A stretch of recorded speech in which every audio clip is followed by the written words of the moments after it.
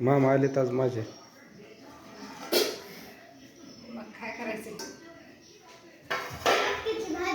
मामानं तर काय पोरगी दिली नाहीत मला.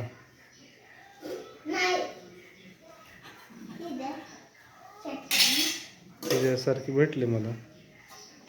चांगलीच भेटली बसा जेवायला. ठेव खाली. नंबर 1 होती मामाची पोरगी. करायची ना मग कशाला मला करून. तुला आता घरच्यांनी पसंत केलं. राहावं लागतं आता आयुष्यभर असंच.